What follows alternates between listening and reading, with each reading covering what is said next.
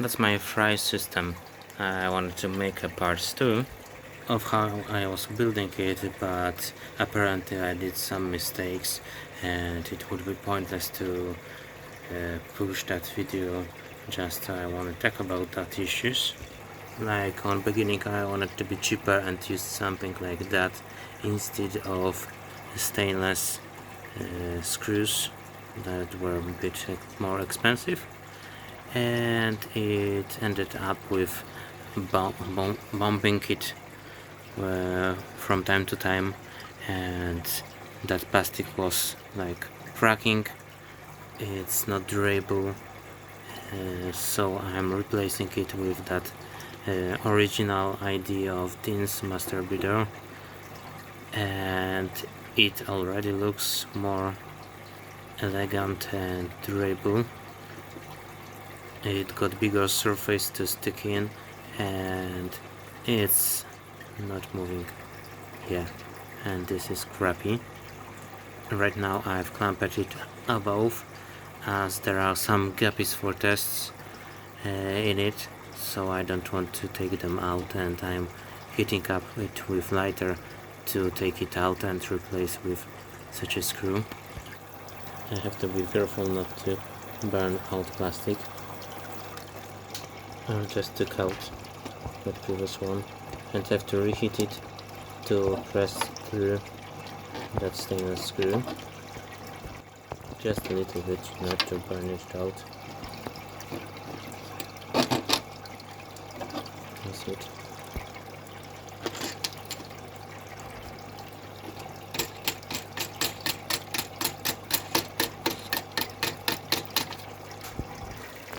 Only left is here, but it will be for me for tomorrow. I will have to take out sponge to not burn it out and replace that part. Other ones are done. In here I've got like a jar with some medicine and antifungus and some hatching eggs of blue eye forktail, but I don't have really good results with it yet. Like I've mentioned, there are other issues with that construction.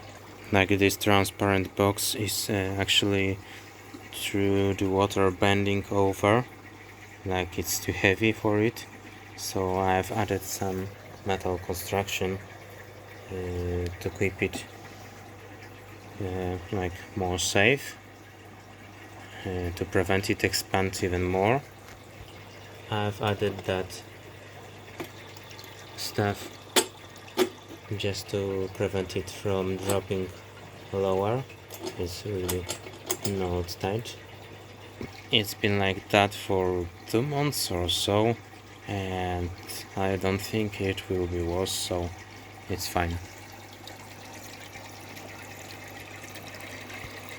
I'm not sure if I have shown that filtration with Powerhead. Powerhead is pumping up water through that splitter, and in here is some regulation. If I want to lock it out, I can do that. Yep.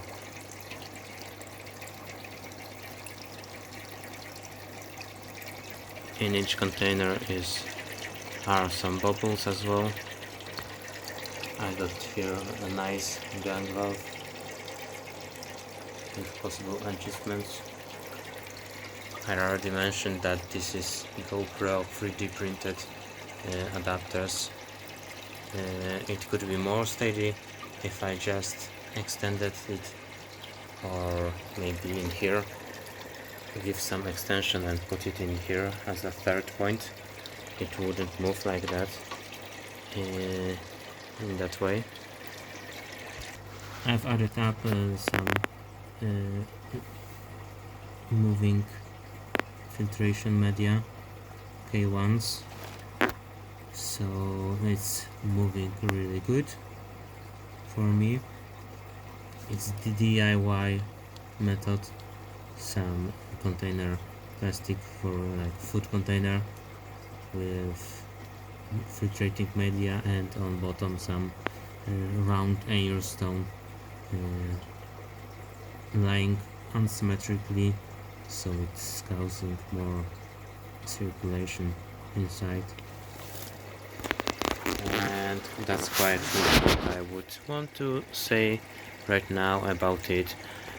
I'm not sure if I thought about that additional overflow protection, if that sponge would be like really dirty and water wouldn't be going through it, and then before running water above rim there is that overflow, so it's still with sponge, so any fish wouldn't escape through it.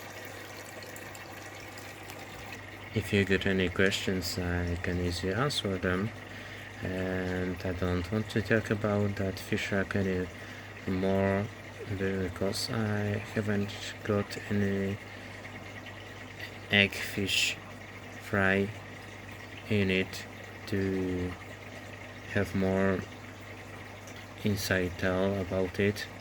Like I said, I only tested it on guppies just to see how sponges would be reacting with food, if it's clogging up or whatever, and I won't have that fry system like a regular tank cycled, so that filtration wouldn't run without any life, so that guppies keeping it cycled with nitrates on low level, I guess. I've already said that I'm trying to hatch blue eye forktails. Within last 2 months I probably collected over 100 eggs, but without any luck yet of hatching it. So I'm trying new method with raw water and different medicine. Today I've added temperature, warmer temperature, because it's quite winter right now and in basement it's colder, so maybe those few tweaks will push it through better hatching rate, or any hatching rate.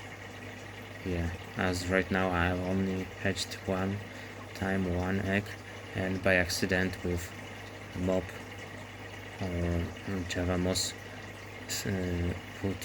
was put to CPDs, and it has hatched with CPDs and growth in there before I even knew that this has happened. It was quite a big fry in it, yeah.